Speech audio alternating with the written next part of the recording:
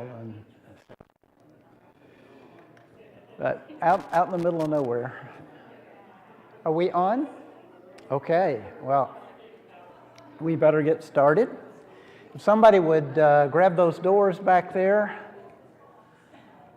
so that we silence the teeming hordes in the lobby. It's good to see everybody. If you're joining us online, welcome. This is our weekly class where we're going through the Gospel of Luke. One of the benefits of being a senior citizen is that you can get away with a lot of stuff that you couldn't necessarily when you were younger. I have dressed for comfort tonight. Amen. These are not my pajamas, but they are much more comfortable given some of my circumstances these days. Appreciate all of you that have asked about that and told me that you're praying for me. I still need them, so please keep it up. I have one other announcement that I'd like to do because I'd like to get it out over air and for this group in here. You may have seen Vital Concern and you may have seen a couple of Facebook posts. We have a couple of members that live in the USF area that are in need of regular rides on Sunday. And so the Rivenbarks have been doing it week in and week out for a long period of time, and they need some help. So we put together, currently we have 4 families, including the Rivenbarks, that are continuing to do that, to try to rotate around and pick these folks up. The 4 families do not necessarily live in the USF area. They're making plans to leave a little bit early and pick them up. We'd really like to find 1 or 2 more families. If we could find 2 more families that would agree to get into a rotation, then we would go to it'd be something that you'd need to do once every 6 weeks. And that would be a big help. So think about that. Please get in touch with me if that's something that you think you could help with. I know some of you, when we did the survey where we talked about areas that we would help in, a lot of you checked the transportation category. This is an opportunity for you to do that and to do it in a way that doesn't, tie you down every week to do stuff, but is a great service for a couple of our members who can't get here otherwise and are really committed to being here and being a part of the worship. So give that a thought and talk to me if that's something that you could help with. And if you're just coming in late, get somebody to tell you what I just announced, because you might be a candidate. We're in Luke chapter 7 tonight. We're finally moving out of chapter 6 and the Sermon on the Plain.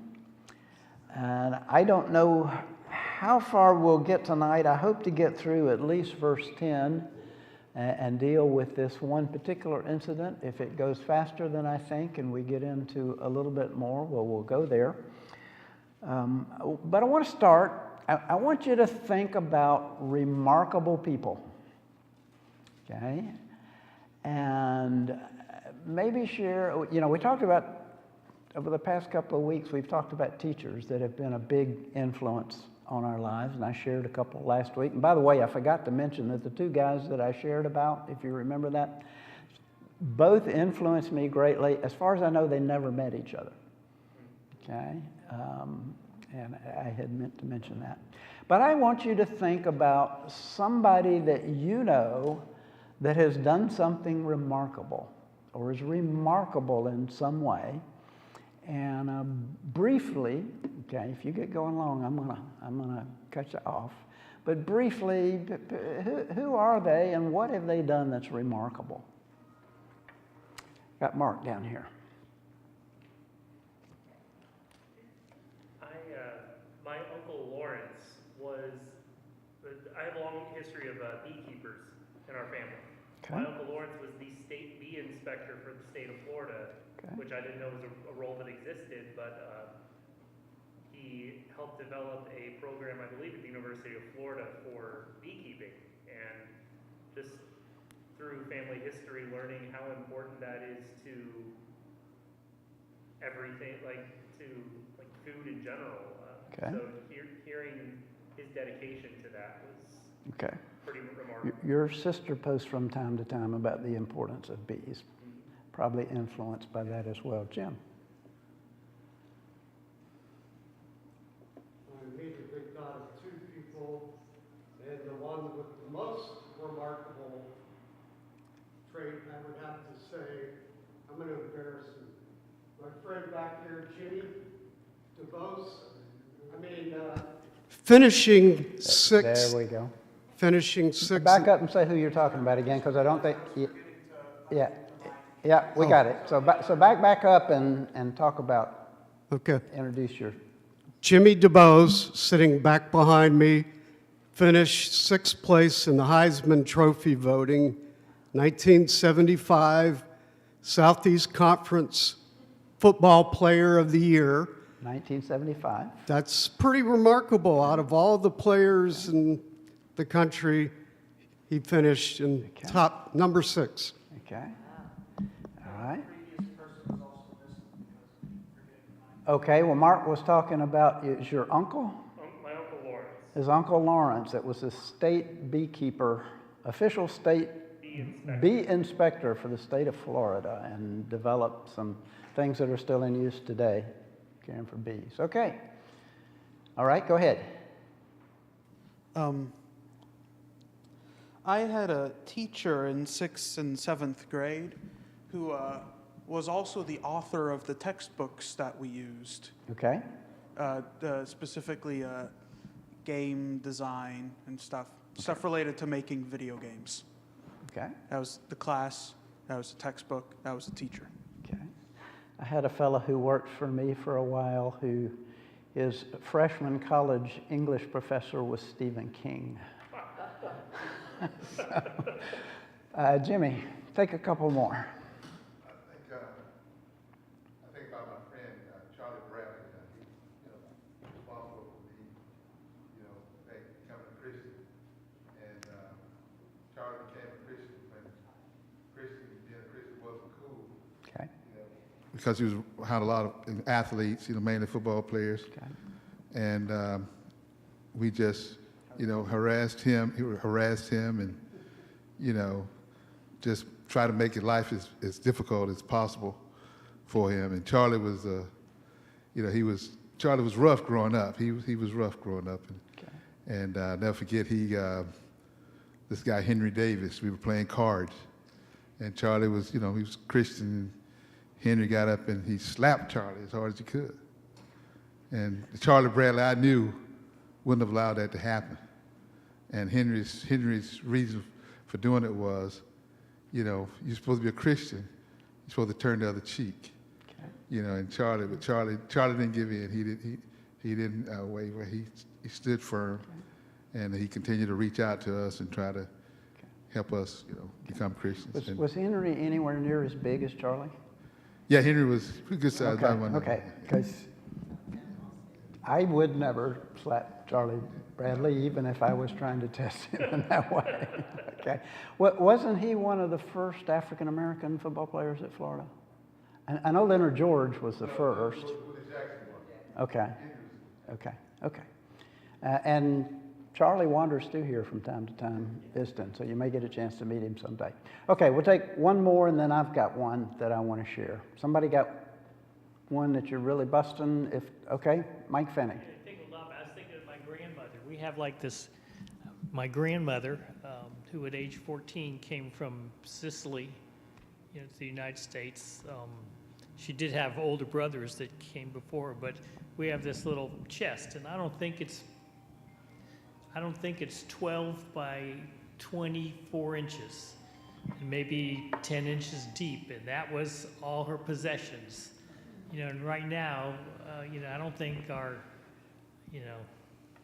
any one segment of anything we have could fit in that. But, it's a bold step, even though she didn't have a choice probably, but, and you never heard most positive person ever, never said poorly about anybody or complained about anything. Okay. All right, I have one, and I'm going to embarrass somebody who's right here in this room. In fact, he's the guy who's been handing you the microphone. He's going to hate this. This last weekend, Matt Klein completed a 50K race. I asked him Sunday how he was feeling. He says, "Oh, my legs are a little sore." Okay, 50K. All right, I did my math.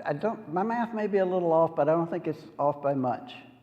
But 50K is about like starting here, run to downtown Tampa, but don't stop there. Keep on going to Bayshore and go down to the end of Bayshore to Gandy. Turn around and come back. And then run down to the Brandon Mall. 50K.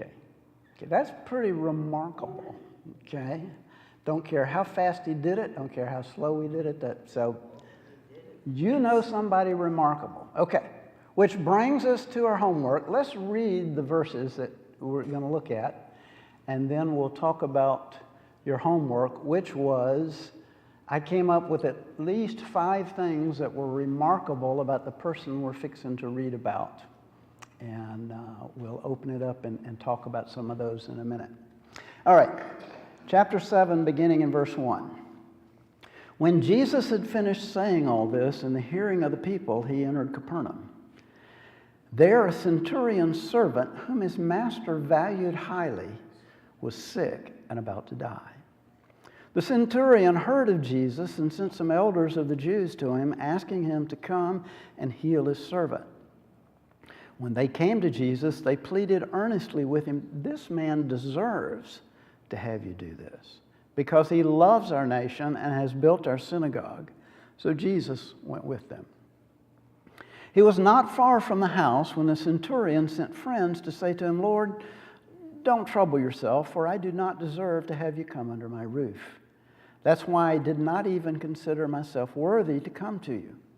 But say the word, and my servant will be healed. For I myself am a man under authority, with soldiers under me. I tell this one, go, and he goes, and to that one, come, and he comes. I say to my servant, do this, and he does it." When Jesus heard this, he was amazed at him, and turned to the crowd following him. He said, "I tell you, I've not found such great faith even in Israel." Then the men who had been sent returned to the house and found the servant well.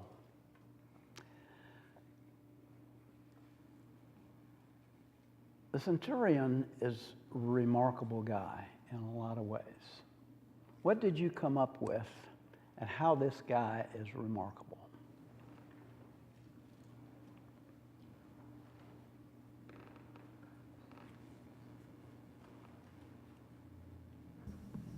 I mean, excuse me, he's a guy with, a huge amount of responsibility and authority, Okay?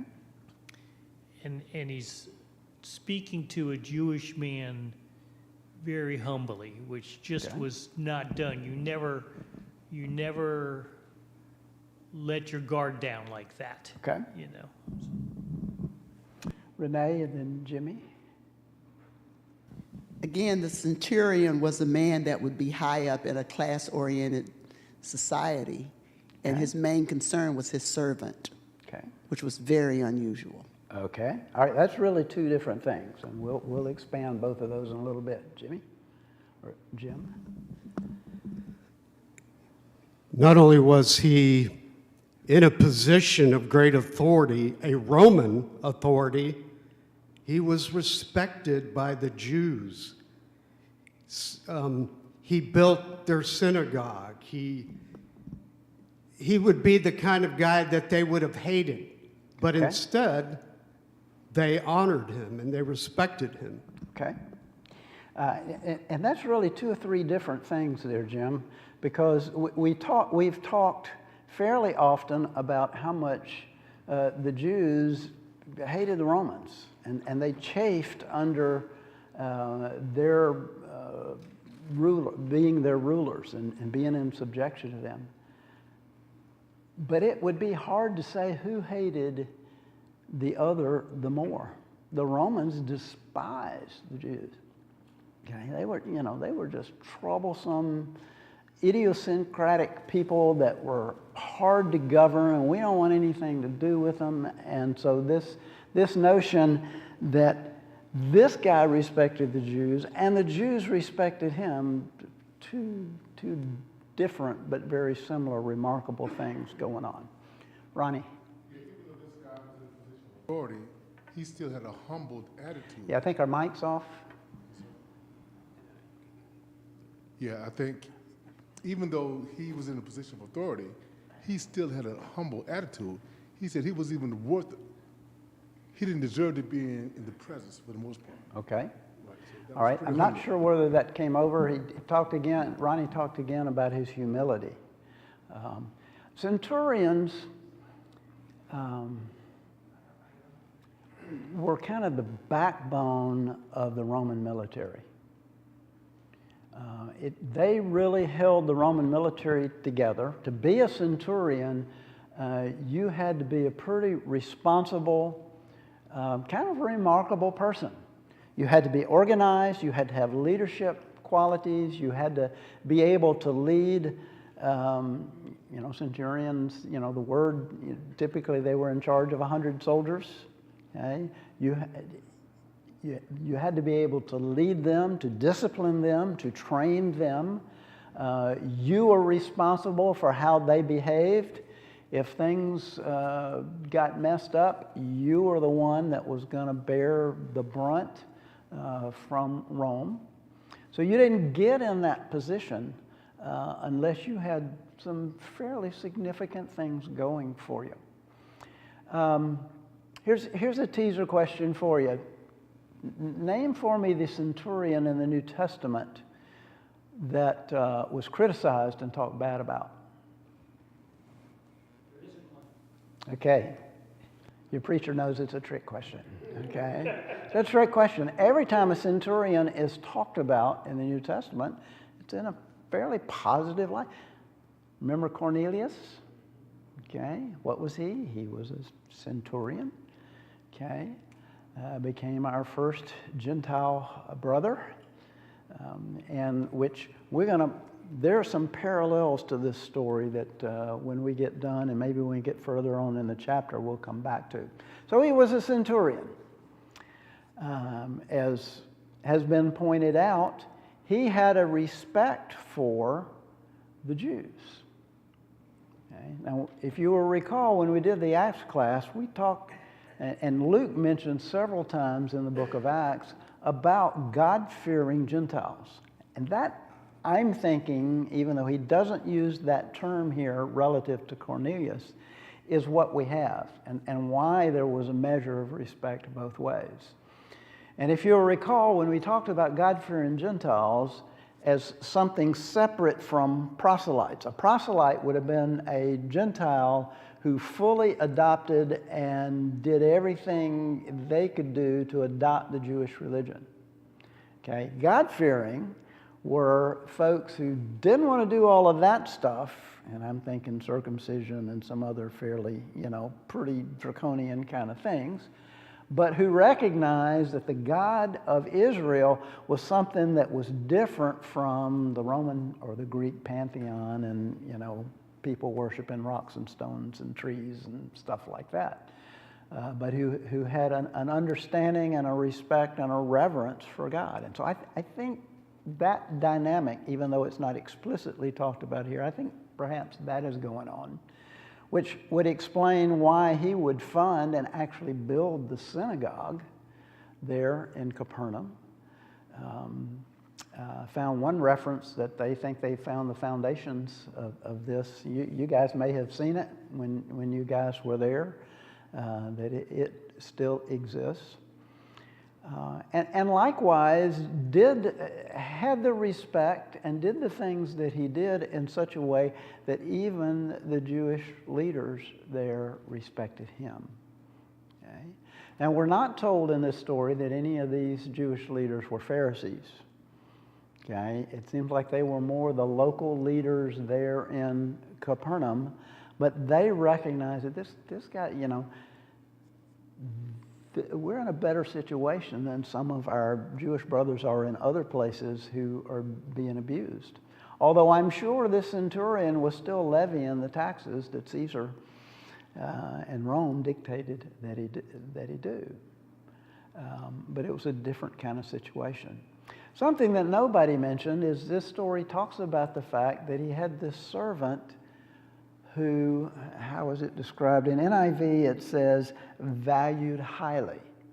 If you look in the King James Version, it says, who was dear to him. You do a little bit of reading. There are a couple of different words that are used for servant, and they're both used in this story, and they would indicate that this servant is young. Okay.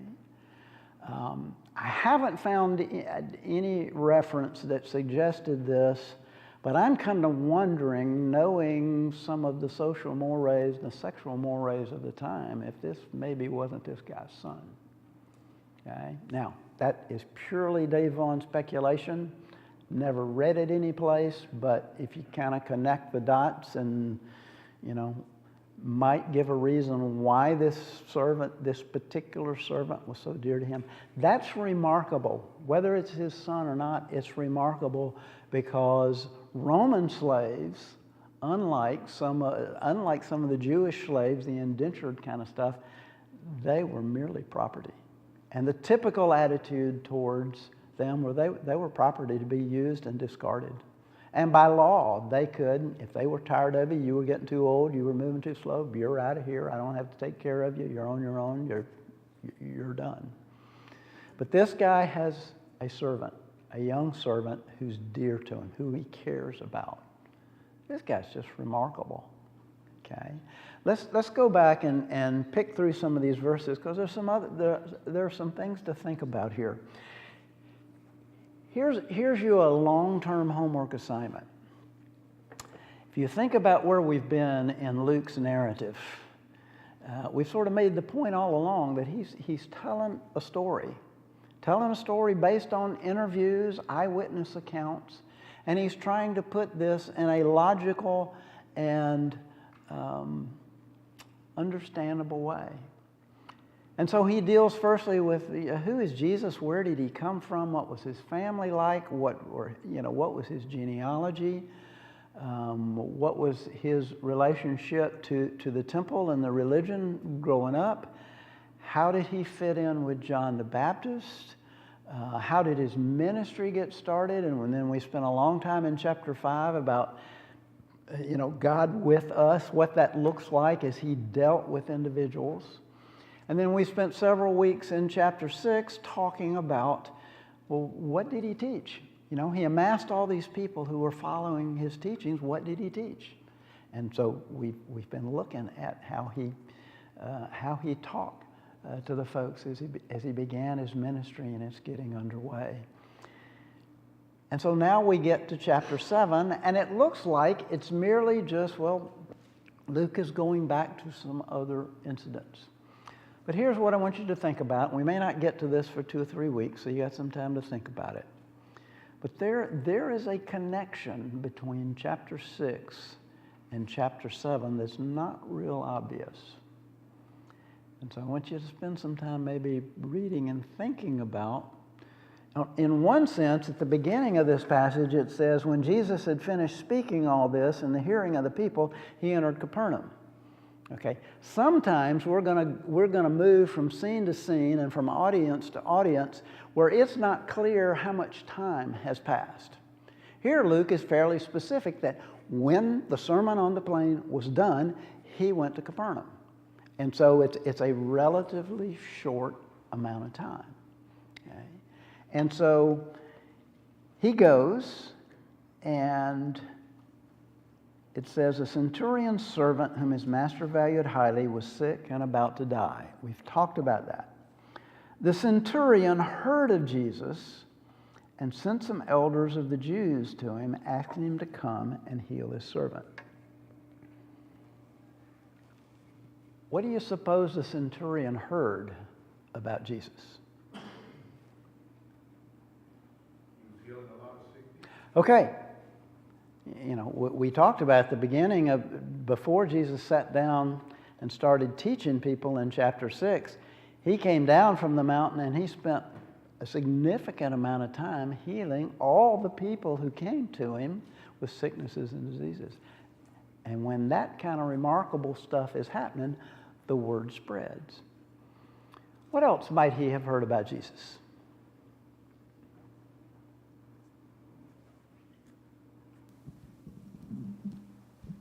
I would think he heard that this is a rabbi. I mean, they were referring to him as rabbi. Okay. That wasn't like the others. This guy clearly knew sort of the hierarchy and he knew about the Pharisees and he knew they were as corrupt probably as the Romans were. Okay. And so this is the guy everybody's talking about. This guy's different. Okay, and that's a good point, because I think not just the stories. Well, he's healing a lot of folks, but exactly what Mike said. Man, you heard this guy talk. Man, he doesn't talk like anybody we've ever heard. Okay, Jim.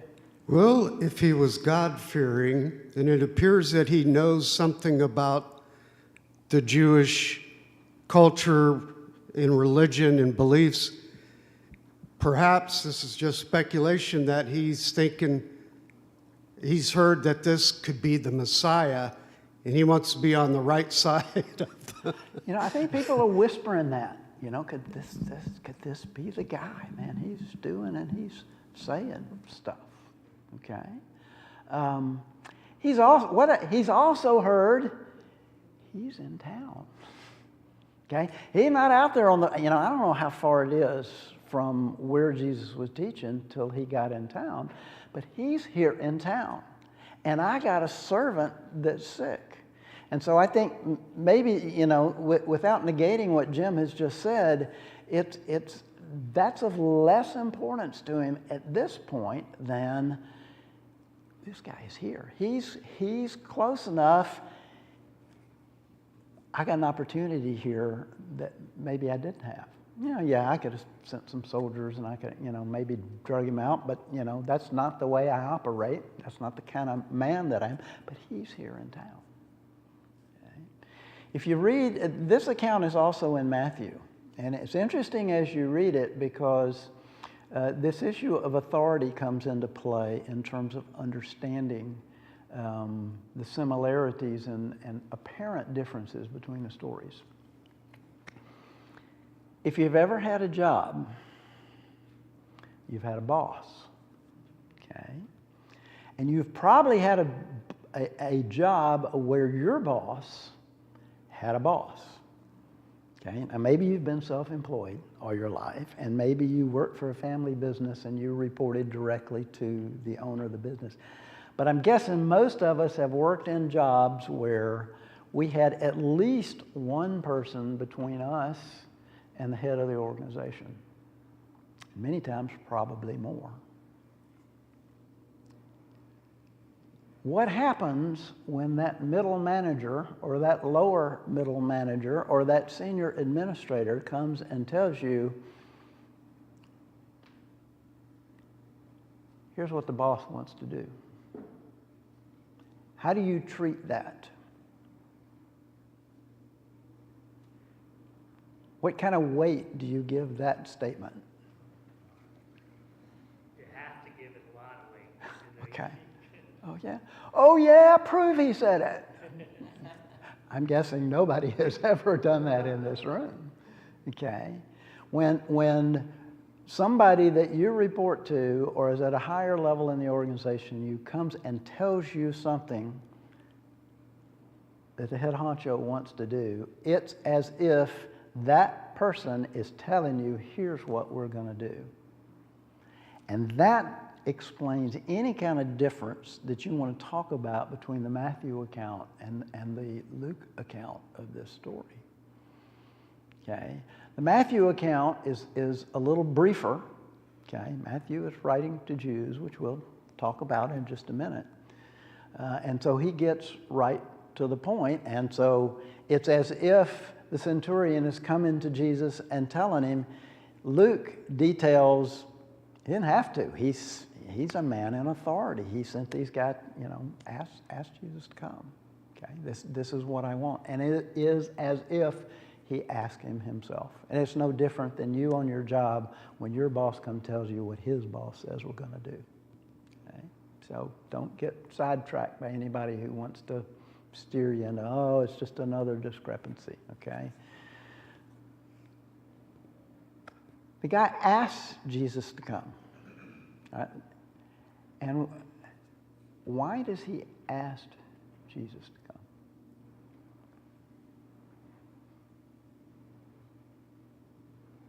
He has the authority basically to, he's got the authority under Roman law to, Jesus, you're going to come to my house. I've got some stuff I need carried a mile, and I want you to do it. I can make you do it. But he doesn't do that. Instead, he asks him, Irene. He uses humility. Okay? He approaches Jesus because he wants his, and he's hoping that his servant gets healed. Okay? He recognizes, as Mike and Jim pointed out, that here's a guy who's doing things and saying things that are special, that are remarkable. And I really care about my servant. I don't want to make, I don't want to force him to do something. I want him to do it because he wants to do it. Why else does he ask him? Why does he say that he asked him? Because he kind of explains why he asks. What did he recognize in Jesus, according to the verses? That you have authority. Okay.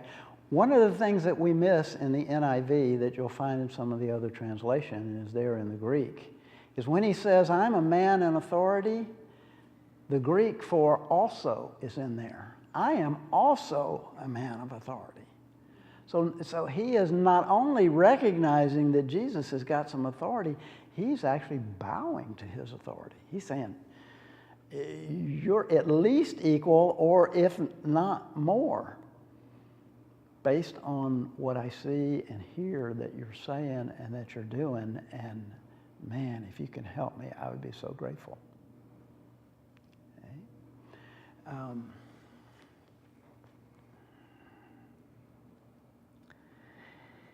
And so he does this by sending the elders of the city to do it. And another remarkable thing about this story is that these guys come and they use the language with Jesus that, please do this. This guy deserves for you to do it. That's just remarkable. We've already talked about the dynamic between Jews and Gentiles and Jews and Romans. And we don't know exactly whether this guy was a Roman citizen or not. He wasn't necessarily a Roman citizen, but he was a Gentile. And for the lead, not just, good old, Farmer Joe or whatever to pull Jesus saying, this is a good old boy, you ought to help him out. This is the leaders of the city coming to Jesus. This guy deserves for you to do this.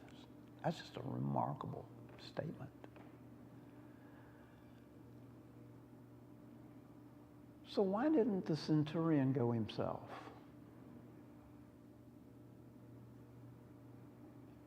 Why did he feel like he needed to send the leaders? All the things we said about classes and differences are there. He recognized Jesus' power to heal his servant, but that would have really been crossing the line to go himself and ask the Jewish leader to come to the house of a Roman official. Okay, all right, which plays into our story in a key way in just a couple of verses.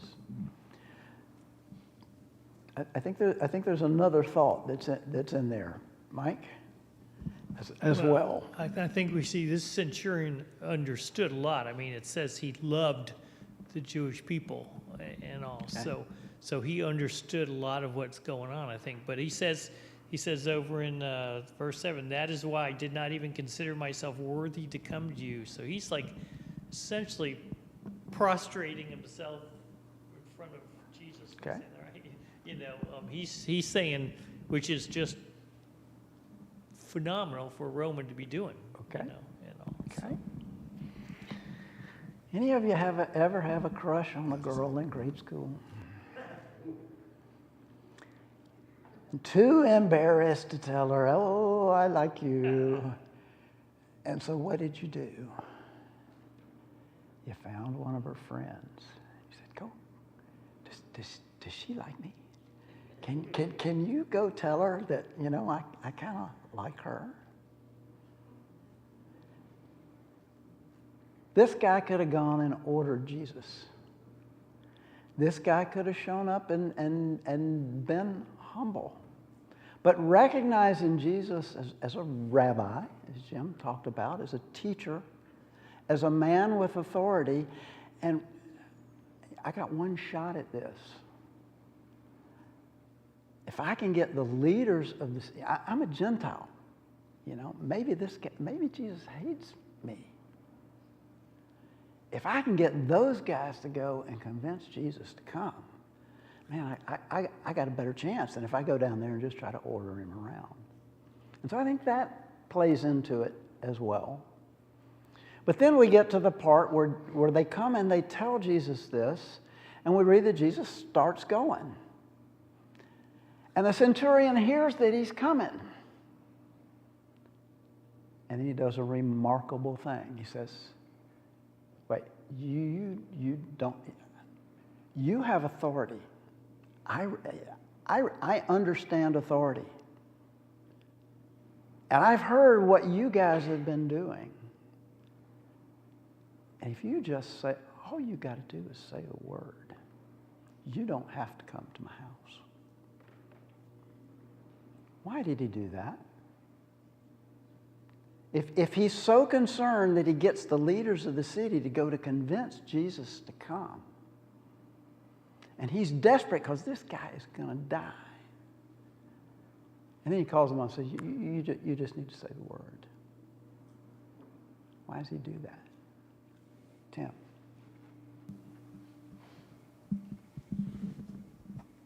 I'm not sure I'm going to answer your question, but it's, we've said that this guy knows that Jesus heals people.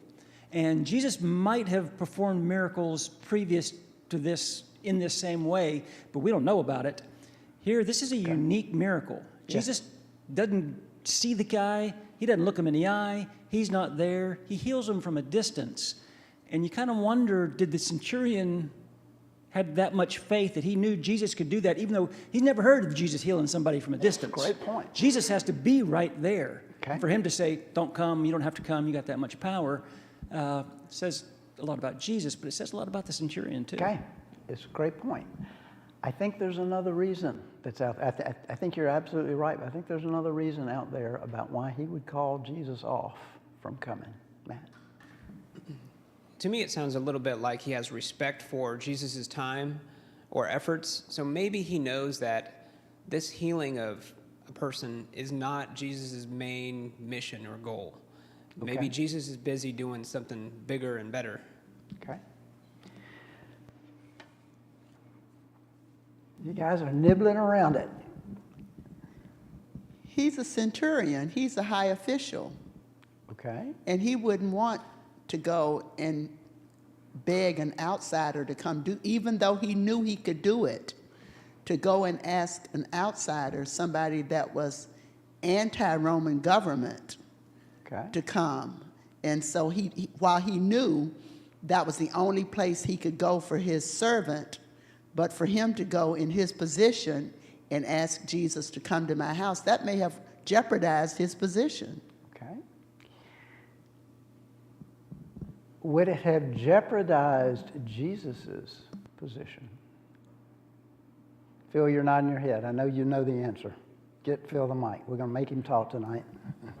Already we've established that he respected the Jews. And I think maybe when I read it, I thought he respected what he knew everybody else expected of Jesus. Some of the accusation is you eat with Gentiles, you go in their houses, and he's trying to save Jesus from having to have that stigma over him. Okay, all right. And I think you're getting at it. I said we're going to wait a couple of weeks to tie this into Cornelius, but it's too perfect to talk about now. When Peter was told to go to Cornelius' house, why didn't he want to go? He's a Gentile, and you're asking me to go into his house.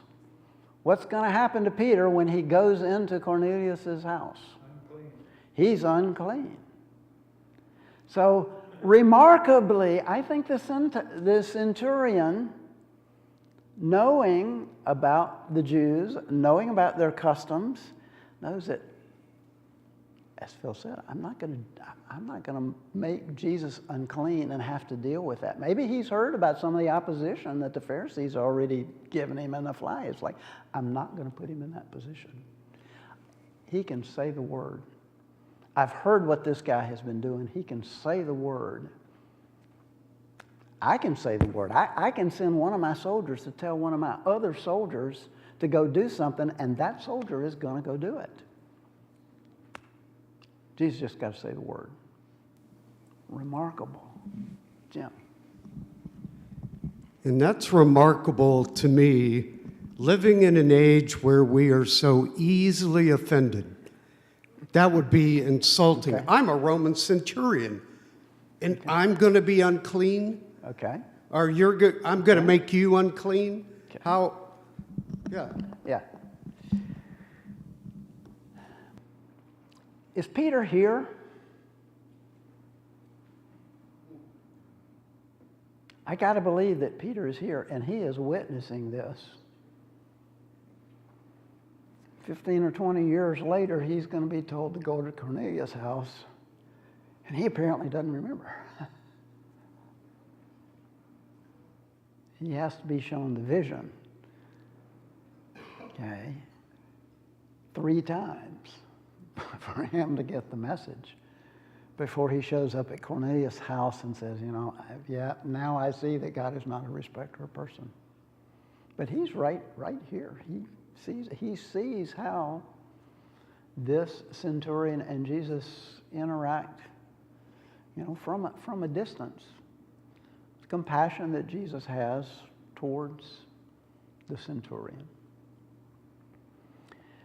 We talked a lot in chapter 5 about how distance and approach factored into all the stories, about who approached who and who came near and what was done from far away. Here's another story that has that at the heart of it.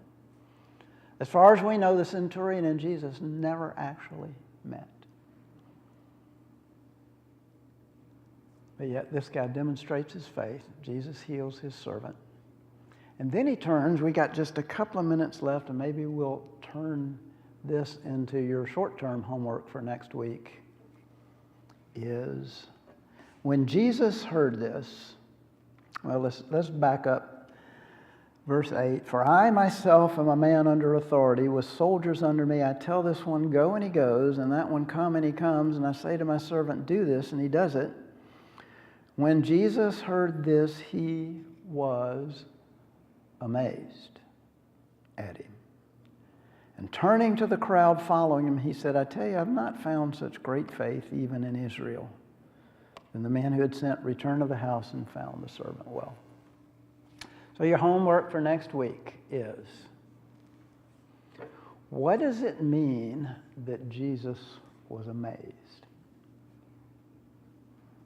Here's the guy who can read the Pharisees' minds and know their hearts and understand things that they're not even saying out loud.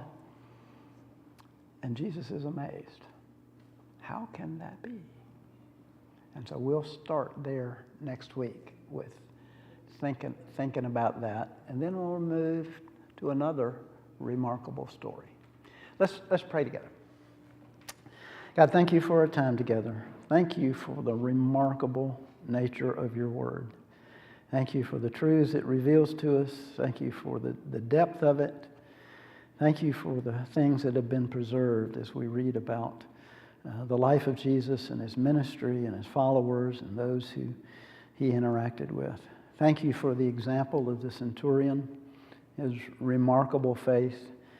Pray that you will grant us a measure of humility, a measure of understanding the authority of you and of your Son, of compassion for each other and for those around us who are hurting. Just pray that we can take away from this story things that will affect our very character.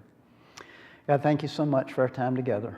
Take us home safely. Be with those that are dealing with major health issues. We continue to think about Joe and Gloria and others, that you would heal them, continue to help them get the assistance and the medical care that they need.